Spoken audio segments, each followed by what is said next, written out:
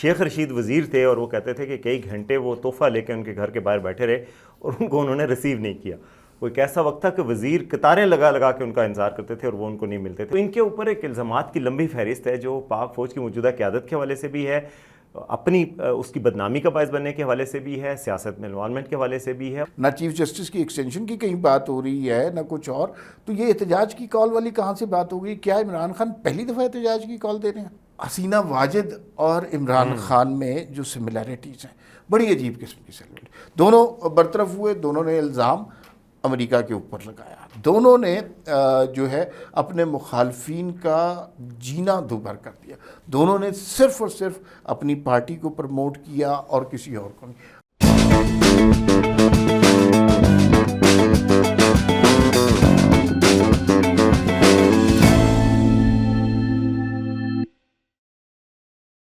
جی ناظرین السلام علیکم, وی ٹاک کے ساتھ میں اور وسیم عباسی آپ کی خدمت میں حاضر ہیں.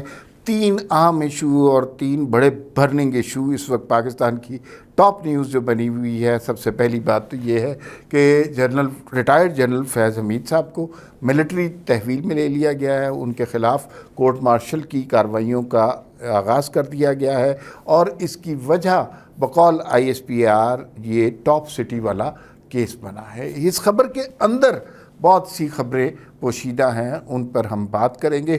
دوسری خبر یہ ہے کہ اور پہلی خبر کا براہ راست کوئی تعلق نہیں ہے دوسری خبر سے, لیکن دوسری خبر بھی امپورٹنٹ ہے کہ اچانک عمران خان جو فوج سے مذاکرات کے لیے منتیں ترلے کر رہے تھے, کہہ رہے تھے میں تیار ہوں, فوج تیار نہیں ہے, اور اچانک انہوں نے الٹیمیٹم دے دیا, طبلِ جنگ بجا دیا اور کہا جی کہ گھمسان کا رن پڑنے والا ہے اور میں اپنے کارکنوں کو احتجاج کی ملک بھر میں کال دینے لگا ہوں, اور اس کال سے جو ہوگا پھر کبھی بنگلہ دیش اور کبھی سری لنکا کی مثالیں دی ہیں. کیا عمران خان یہ کال پہلی دفعہ دے رہے ہیں؟ اس کے بارے میں وسیم عباسی سے جانیں گے.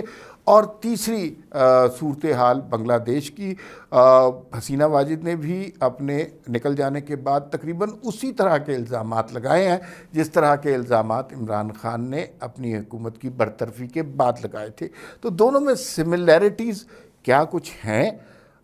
کیا امریکہ دونوں کے پیچھے پڑا ہوا تھا یا کچھ اور فیکٹر بھی تھے؟ اس پہ ہی بات کریں گے. اب بھائی صاحب ذرا بتائیں نا, فیض حمید صاحب اتنا بڑا نام اور اتنی بڑی خبر, یہ کیا ہوا, کیسے ہوا؟ سر یہ بہت بڑی خبر ہے, اس میں کوئی شک نہیں. جنرل فیض حمید ایک دور میں آپ کو پتہ ہے کہ شیخ رشید وزیر تھے اور وہ کہتے تھے کہ کئی گھنٹے وہ تحفہ لے کے ان کے گھر کے باہر بیٹھے رہے اور ان کو انہوں نے ریسیو نہیں کیا.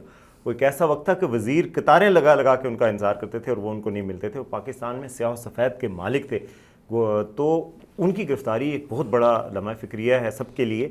اور یہ پہلے پاکستان میں ISI کے سربراہ ہیں, سابق سربراہ, جن کو گرفتار کیا گیا ہے, اس طریقے سے گرفتار کیا گیا ہے اور اس طریقے سے گرفتار کیا گیا کورٹ مارشل کر کے, اور پھر اور ایمبیزلمنٹس وغیرہ کے الزامات بھی بڑے وہ ہیں. جنرل ضیاء الدین کو بھی گرفتار کیا گیا تھا جو آرمی چیف بنا دیے گئے تھے نواز شریف صاحب کی طرف سے, لیکن ان پہ الزامات اور طرح کے تھے, ان پہ الزامات اس طرح کے. تو یہ بہت بڑا وہ ہے. ISPR کی پریس ریلیز آئی ہے جس میں کہا گیا کہ ٹاپ سٹی کے معاملے پہ سپریم کورٹ نے ان کو کہا تھا نا کہ محکمانہ کارروائی کرے وزارت دفاع, تو اس وقت انہوں نے ایک کمیٹی بنا دی تھی, اس میں کورٹ آف انکوائری بنائی تھی. کورٹ آف انکوائری کی رپورٹ کی شکل میں انہوں نے کہا کہ جی انیشیٹ کیے, باقاعدہ کورٹ مارشل کی کروائی اور ان کو اریسٹ بھی کر لیا گیا.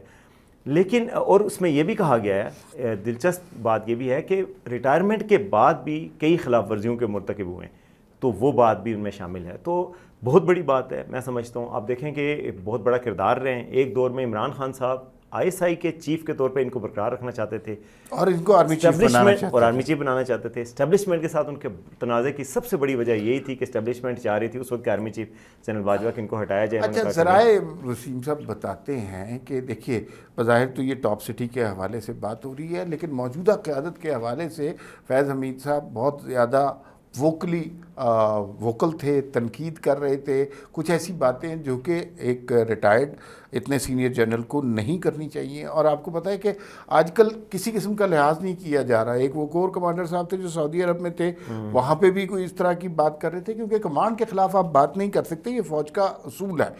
اور یہ بھی ایک سنا ہے کہ ان کے جرائم میں ایک بڑا جرم کنسیڈر کیا گیا ہے. اس کے علاوہ بھی آپ دیکھیں کہ ماضی میں بھی جب یہ موجودہ قیادت یعنی کہ جنرل عاصم منیر بن رہے تھے آرمی چیف, اس وقت بھی انہوں نے سر توڑ کوشش کی کہ یہ نہ بنے. اس حوالے سے آپ کو پتہ ہوگا کہ نادرا سے ان کی فیملی کا ریکارڈ بنانے کے حوالے سے جو تھا الزام وہ بھی انہی پہ آتا ہے کہ جی انہوں نے کوشش کی تھی. اس کے علاوہ ایک اور میسیج بھی دیا گیا ایک دوست ملک کو کہ جی پتہ نہیں ان کے مذہب اور عقیدے کے حوالے سے بھی بات کی, جو جھوٹا میسیج پہنچایا گیا اس کے حوالے سے بھی. تو ان کے اوپر ایک الزامات کی لمبی فہرست ہے جو پاک فوج کی موجودہ قیادت کے حوالے سے بھی ہے, اپنی اس کی بدنامی کا باعث بننے کے حوالے سے بھی ہے, سیاست میں انوالومنٹ کے حوالے سے بھی ہے. اور یہ امبیزلمنٹ ٹاپ سٹی کیس کیا تھا, ٹاپ سٹی کے مالک تھے, کراچی سے تعلق رکھتے تھے, اسلام آباد آ کے رہتے تھے, آپ کو پتہ ہے ان کے گھر پہ ریڈ کیا گیا, ان کے معصوم بچے کے سامنے, انفینٹ کے سامنے ان کا سر زمین پہ رکھ کے ان کے اوپر بوٹ رکھ کے ان کو کہا گیا, ان کو اریسٹ کیا گیا, ان کے گھر سے سونا اٹھایا گیا بڑی تعداد میں کلوز کے حساب سے, اور گھر کا سارا سامان اٹھا لیا. کچھ عرصے بعد کچھ سامان واپس کیا, کچھ نہیں واپس کیا. ان سے کہا گیا کہ آپ سائن کر کے ہمیں ٹاپ سٹی ہمارے حوالے کریں, ان کے بھائی کے حوالے کریں, جو کہ ان کے بھائی اس وقت پہلے پٹواری تھے اور پھر نائب تحصیلدار بنے, نجف حمید صاحب, جن کے خلاف پہلی امبیزلمنٹ کا کیس ہے اور ان کو بھی پہلے گرفتار کیا گیا تھا. تو یہ ساری ان کے خلاف تھی. مطلب انہوں نے ہی earned a bad name for his own institution. اور اس سے ہمیں یہ بھی سمجھ آتی ہے کہ عمران خان کو چلانے والے بھی ڈوب رہے ہیں. بالکل. اور شاید ہماری دوسری خبر کا تعلق ڈائریکٹلی اور انڈائریکٹلی اس سے بنتا ہے, کیونکہ عمران خان تو ابھی فوج کے ساتھ منتیں کر رہے تھے, تو اچانک یہ احتجاج کی کال دینا, اور چیف جسٹس کو اگر ایکسٹینشن ہو گئی, نہ چیف جسٹس کی ایکسٹینشن کی کہیں بات ہو رہی ہے نہ کچھ اور, تو یہ احتجاج کی کال والی کہاں سے بات ہو گئی؟ کیا عمران خان پہلی دفعہ احتجاج کی کال دے رہے ہیں؟ دیکھیں جی, ایک تو وہ پہلی دفعہ احتجاج کی کال نہیں, دوسرا آج انہوں نے بڑی سگنیفیکنٹ بات کی. انہوں نے کہا کہ بنگلہ دیش سے زیادہ حالات خراب ہیں, میں نے کبھی احتجاج کی کال نہیں دی, احتجاج کی کال دی تو لوگ عوام سڑکوں پہ آ جائیں گے. انہوں نے کہا ایک تیلی لگانے کی دیر ہے. مجھے یہ بات بڑی عجیب لگی کہ ایک نیشنل لیڈر کو یہ ان بیکمنگ ہے ان کے اسٹیچر پہ کہ آپ کہیں کہ میں تیلی لگا دوں گا, جلا کے بھسم کر دوں گا. یہ بات کرنے والی نہیں تھی. انہوں نے کہا ایک تیلی لگانے کی دیر ہے. دوسری بات جو آپ کہہ رہے ہیں, احتجاج کی کال تو 8 فروری سے پہلے بھی 8 فروری کے بعد بھی بار بار کالز دی گئی. یہ تو 2014 سے احتجاج کی کال شروع دھرنے سے, وہ تو ہے ہی ہے, لیکن جب سے ان کو نکالا گیا احتجاج کی کالز تو ان کی لگاتار آ رہی ہیں. اسلام آباد آئے بھی تھے, اس کے بعد ابھی الیکشن کے بعد انہوں نے احتجاج کی کال دی. بلکہ پارٹی میں یہ بات ہو رہی ہے کہ پارٹی فیل ہو گئی ہے.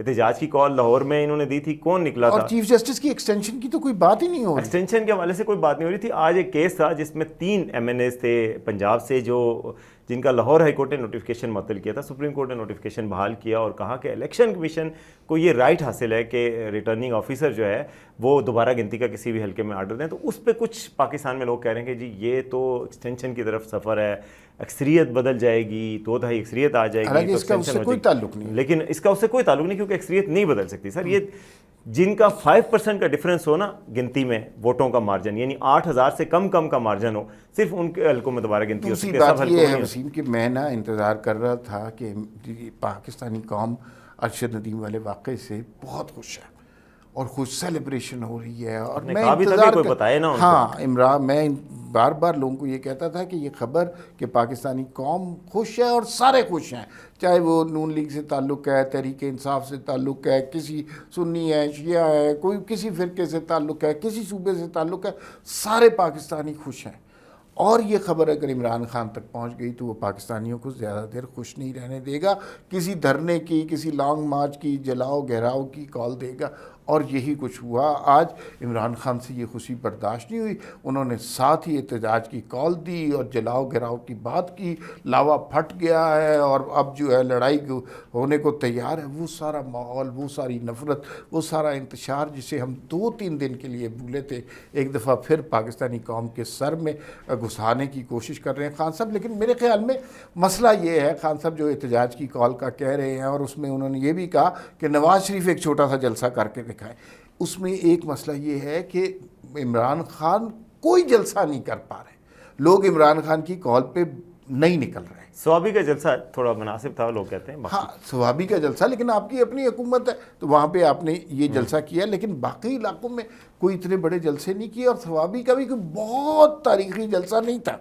مطلب ہونا تو چاہیے تھا نا کہ بہت بڑے جلسے ہوتے تھے. عمران خان اب دوسروں کو تانے دے رہے ہیں کہ تم جلسہ نہیں کر رہے. نواز شریف کو کیا ضرورت ہے, ان کی حکومت ہے, انہیں جلسہ کرنے کی کیا ضرورت ہے. جلسہ کرنے کی, اپنا پوائنٹ پروو کرنے کی تو خان صاحب کو ضرورت ہے. اب دیکھیے نا وسیم, جو ہم نے بات کی تھی, جو حسینہ واجد اور عمران خان میں جو سملیرٹیز ہیں, بڑی عجیب قسم کی سملیرٹی, دونوں برطرف ہوئے, دونوں نے الزام امریکہ کے اوپر لگایا. دونوں نے جو ہے اپنے مخالفین کا جینا دوبھر کر دیا.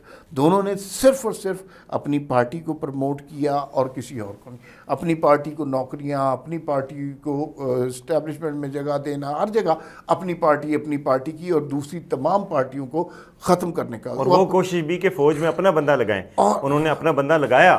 اور اب دوسری سیاسی جماعتیں کہ لیڈرشپ ساری جیل میں. یہ بالکل ساری سملیرٹیز ہیں جو بنگلہ دیش کے حسینہ واجد اور عمران خان میں. لیکن یاد رکھنا چاہیے جو لوگ اس طرح کے منتقم المزاج ہوتے ہیں, جو انتقام لینے پہ اور انتقامی سیاست پہ بیلیو کرتے ہیں, ان کو کسی نے اسٹیج پر اقتدار مل جاتا ہے. نفرت بہرحال ایک پاورفل جذبہ ہے, اس جذبے کی وجہ سے لوگ اٹریکٹ ہوتے ہیں, لیکن نفرت دائمی جذبہ نہیں ہے. لوگوں کو آہستہ آہستہ احساس ہو جاتا ہے کہ اس طرح ہم تو کسی کے خاطر اپنے سر پٹوا رہے ہیں, تو ہمیں اس طرح نہیں کرنا چاہیے. عمران خان کے ووٹرز کو بھی یہ عقل آ چکی ہوئی ہے, اور اب حالات بہت مختلف ہیں. تو حسینہ واجد اور عمران خان میں بے انتہا سملیرٹیز ہیں. اور پھر امریکہ پہ جو الزام لگایا ہے, انہوں نے بھی ڈونلڈ لو پہ الزام لگایا ہے, جو ساؤتھ ایشیا کے ان کے انچارج ہیں. تو وہ سمجھتے ہیں کہ یار اس چیز سے یہ بیانیہ بک جائے گا. میرا نہیں خیال حسینہ واجد کا بیانیہ بکے گا. آپ دیکھیں وہ ان کی تحریک انڈیجنس ہے, اسٹوڈنٹس پہ مبنی ہے, ان کو جابز نہیں مل رہی تھیں. یہ کلیئر موقع ہے. اس وقت آپ نے نہیں کہا جب آپ حکومت میں کہ امریکہ نے سازش کی. اب جب آپ نکل گئے ہیں تو آپ کہہ رہے ہیں حکومت. یہ وہی بات ہے نا عمران خان. حسینہ واجد نے بھی بعد میں یہ کہہ دینا ہے کہ میرا مقصد نہیں تھا اور امریکہ کا اصل میں کوئی قصور نہیں تھا. کیا وہ بھی کوئی لابنگ فرم ہائر کریں گی امریکہ میں اور کانگریس سے جا کے اپیل کریں گی پھر امریکہ میں کہ میرا ساتھ دو؟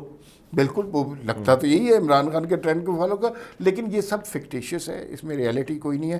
عمران خان کے دور میں بھی لوگ مہنگائی سے تنگ تھے, اسٹیبلشمنٹ جو انہیں لے کے آئی تھی وہ بھی تنگ آ گئی تھی. حسینہ واجد کے دور میں بھی یہی ہوا ہے. اور یہ وہ لوگ ہیں جنہوں نے کبھی اپنی غلطی مانی نہیں, لوگوں کو یہ توجہ دلائی ہے کہ دوسرے کی غلطی کیا ہے. ان لیڈرز کا کمال یہ ہے کہ یہ آپ کو بتاتے ہیں کہ آپ کے مسئلے کیا ہیں, آپ اس کے لیے لڑائی مار کٹائی کیسے کر سکتے ہیں.